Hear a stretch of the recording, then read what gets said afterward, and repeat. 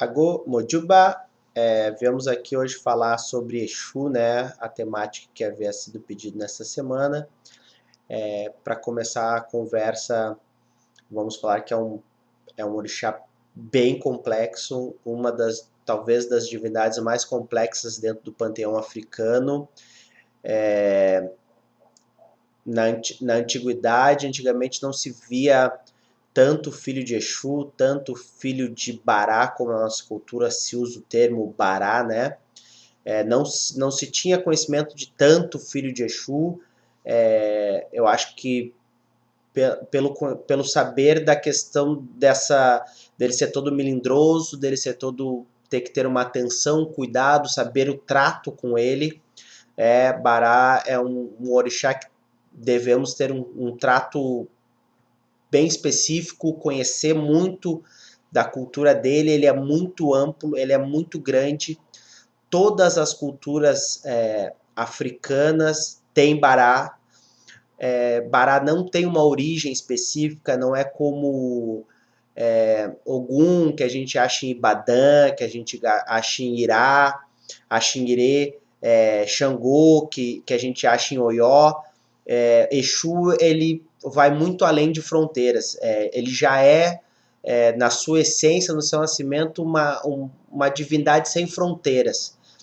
Ele não tem uma origem, ele não tem, é de tal cidade, enfim, ele é cultuado em todas as culturas, dentro da cosmogonia, dentro da tradição iorubá. Todo orixá tem um bará, todo orixá ele tem o pertencimento de um bará. O bará, ele vai ter sua potencialização da sua energia onde existem negociações, onde existem encontros, onde existem conflitos. Conflitos que eu digo são discussões e não briga, né? Não é agressividade, sim. Negociações, coisas acirradas. Então, normalmente aqui a gente vai ter bará em mercados, em grandes comércios, em encruzilhadas, em caminhos que se bifurcam, caminhos que se encontram, se cruzam. Esses lugares são os lugares onde Bará mais responde, onde tem a sua potencialidade de energia. Nesses lugares, onde se fecha grandes negócios, onde se fecha... Então Bará rege banco. Toda pessoa tem Bará. Todo ser vivo tem Bará. Todo orixá tem Bará. Toda casa com moradia tem Bará. Ele é o que gera o movimento, ele que faz as coisas acontecerem. Ele é o movimento em si. Ele é muito complexo porque, ao mesmo tempo que ele é ação, ele é consequência. Ele é o movimento, ele é o que gera o movimento, mas ele é o próprio movimento. Ele gera uma complexidade de entendimento. Então, eu acho que por isso que os mais antigos tinham todo um cuidado em fazer. Hoje é muito comum a gente ver, por exemplo, filho de Lodê. Na antiguidade, filho de Lodê era muito raro ser de Lodê. Se fosse de Lodê, o pai de santo negociava com aquele ori, tentava negociar para cultuar de outra maneira. Então, são orixás que tem que ter muito cuidado e muito conhecimento. Eu acho que, pelo conhecimento que eles tinham, amplo, eles se negavam a fazer. Ou resistiam a fazer uma cabeça de Bará, de Lodê, coisas do tipo de Exu, né? Hoje,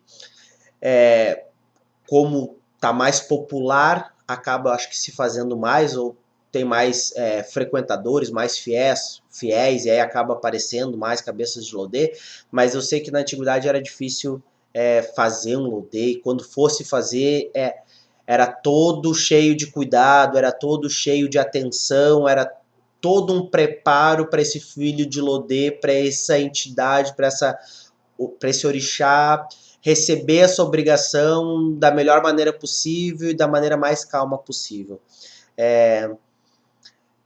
A gente cultua Bará, né, no Batuque do Rio Grande do Sul, mas Bará é um dos nomes que ele representa, né? Oba-Ará, o rei do corpo. Mas ele tem infinidades de nomes, depende da função que ele está exercendo naquele momento, depende do porquê que a gente chamou ele para que a gente precisa de Exu, ele vai respondendo um nome próprio, né? Então a gente tem infinidades de nomes, infinidade de qualidades no batuque, os mais comuns, os mais, vamos dizer assim, os principais, Lodê, Lanã, Adag, Agelu, esses são os mais comuns assim que a gente vai ver, tá? E aí cada um tem suas particularidades de feitura e cada um responde em uma determinada área que corresponde a um grupo de orixás, a uma qualidade de orixás específicos, né? Por exemplo, o Agelu normalmente responde em beira de praia, então ele vai pegar Oxalá, Iemanjá e Oxum. Isso é normalmente, existem as exceções, existem as contra-regras, coisas que particularidade de cada um. E aí quem vai dizer essas particularidades, com certeza, Jogo de Búzios, Meridilogum, Ifá, o Babalorixá juntamente com o Devoto que eles vão jogar e identificar o que é necessário ser feito, né? Mas eu acho que a importância de Exu no culto ela é primordial. Ela é primordial porque é ele que comunica, leva nossas preces, leva os nossos ebós, leva os nossos bibós até os orixás. No batuque a gente tem o costume de manter dentro do quarto de santo algo chamado ecó, né? As pessoas chamam de ecó.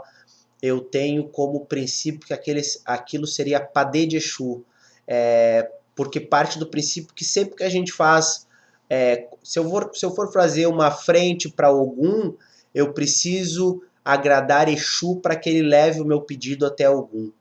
Então se criou o hábito de manter esse alimento dentro do quarto de santo já como um agrado a Exu permanente. Então assim, não é toda vez, senão toda vez que você fosse lá bater sineta, fazer um pedido, fazer um ofô, você teria que fazer algum agrado para Bará, para ele poder levar esse pedido. Então, como o agrado já está ali, normalmente é trocado toda segunda-feira, como de costume, afro-gaúcho, como afro-batuque, a gente troca o ecó todas as segundas-feiras, já fica como agrado a Bará. Então, isso já fica ali como o padê dele, como o bibó, o agrado para Exu.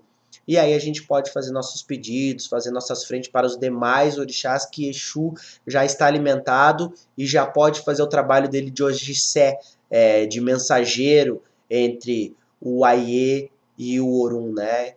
Entre o espaço aqui visível onde a gente vive e o espaço sagrado, levando até os orixás, eborás, irumolés, enfim, o que for o serviço determinado, né? O que for o bibó, o ebó feito dentro do PG, dentro do quarto santo.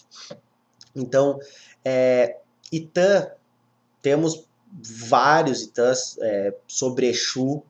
Exu é fundamental na criação do mundo e em toda a cosmogonia africana, então não tem como descrever cosmogonia africana sem falar várias vezes sobre Exu, sobre vários episódios de Exu.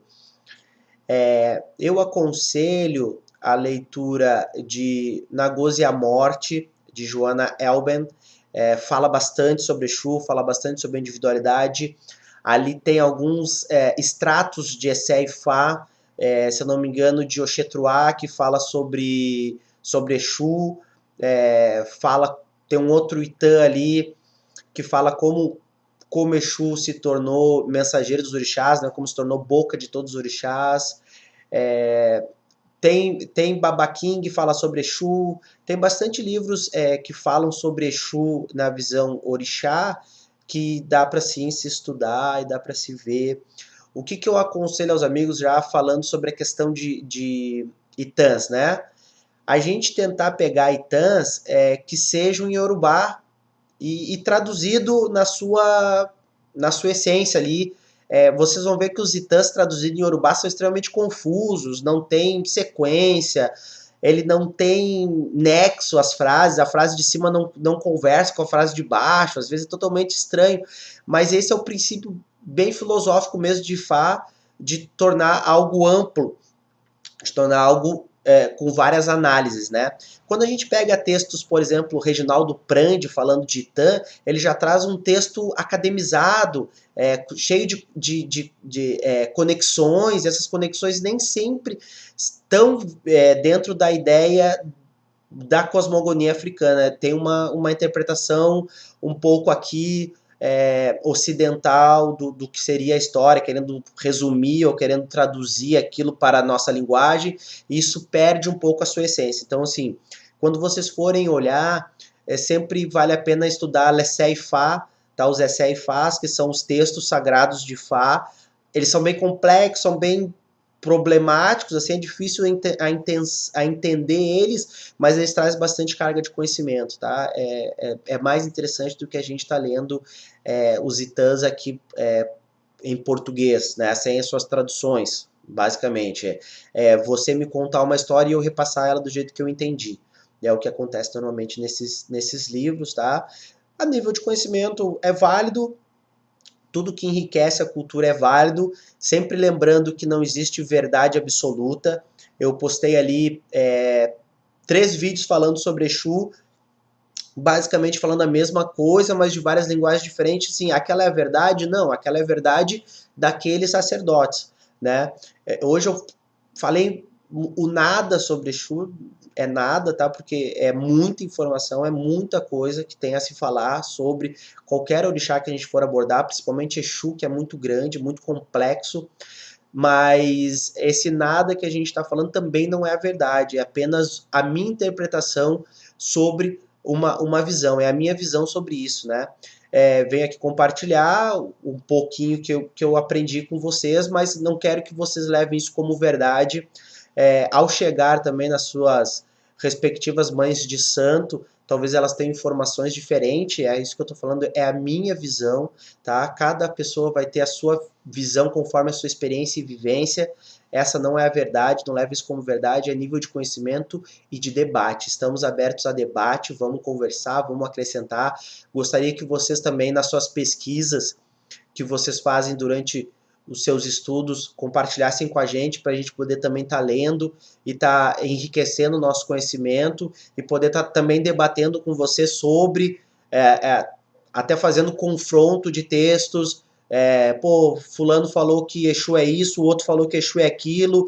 Vamos debater, vamos ver qual o consenso que a gente chega, vamos conversar com nossos mais velhos para ver o que a gente chega, tá? A gente vem construindo bastante coisa com isso, que darão bons frutos. Então, assim, façam aqui suas perguntas, façam aqui suas pesquisas, põe aqui uma contestação do que vocês estão estudando no dia a dia de vocês. Vamos fazer, construir esse grupo da melhor maneira possível, tá? É um lugar de debate livre, ninguém é dono da verdade, ninguém é dono da razão, vamos fazer acontecer. Odabó!